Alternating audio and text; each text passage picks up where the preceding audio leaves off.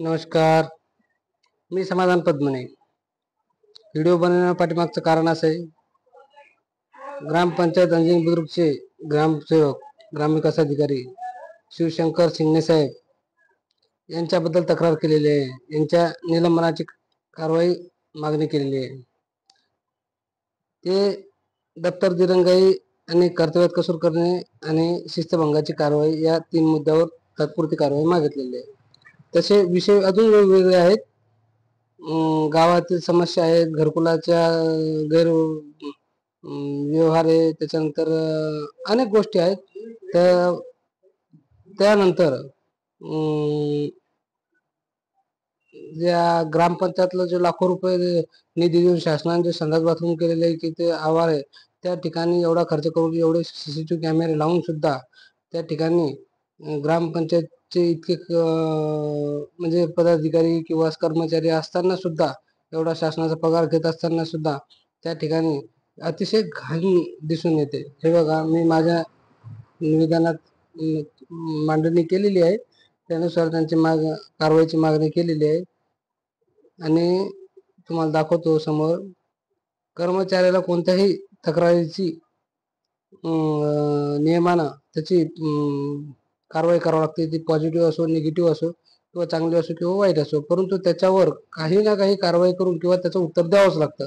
असं न केल्यास संबंधित कर्मचारी असो, अधिकारी असो किंवा कोणी असो, त्याच्यावर महाराष्ट्र नागरिक सेवा शिस्त व अपील नियम 1989 आणि शिस्तभंगाची कारवाई कठोरपणे करण्यात येते.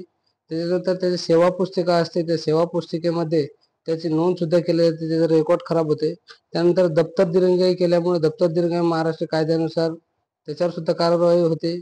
अशा विविध प्रकारच्या ह्या कारवाया होतात आणि त्या शासनाच्या अधिकाऱ्याला करावंच लागतात. लपून ठेवू शकत नाही किंवा दबावापोटी ते थांबवू शकत नाही.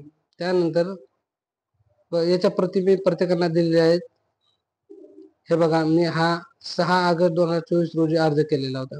याच्यात जितके संदर्भ दिलेत त्या संदर्भाचे एकही आणि या अर्जाचे एकही उत्तर, पत्रव्यवहार किंवा त्याच्यावर काय विषय झाला काय नाही झाला असं कोणताही ग्रामपंचायतनं अधिकाऱ्याने हा विषय मांडलेला नाही.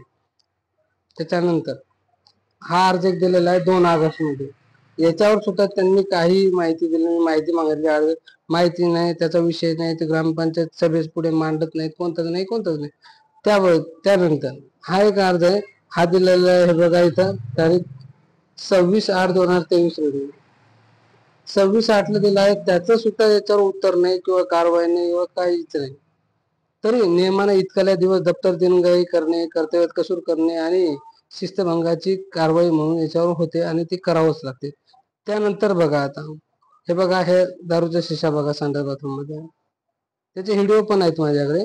आणि हे बघा, मी फोटो काढलेले. हे बघा, लाखो रुपये खर्च करून शासनाने संडास बाथरूम केले यांच्यासाठी आणि यांच्या पाईपलाईनची व्यवस्था काय आहे बघा, संडासची व्यवस्था काय आहे बघा. त्याच्यानंतर हे वेगवेगळ्या म्हणजे दिवसाचे फोटो आहेत.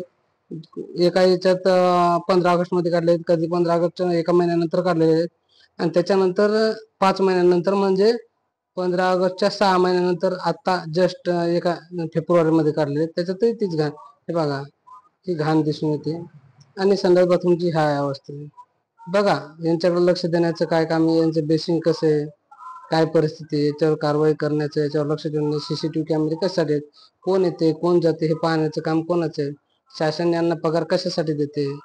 नेमकं यांचं कार्य, कर्तव्य, जबाबदारी काय आहे हे तर जनतेला कळालं पाहिजे आणि जनतेने जागा झालं पाहिजे.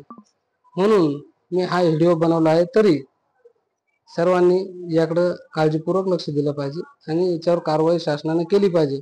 आणि हे जर असा प्रकार चालू राहिला, याच्याकडे लक्ष देण्याचं काम कोणाचं आहे ही ग्रामपंचायतनं जाहीर करण्याचं काम. ठीक आहे, धन्यवाद.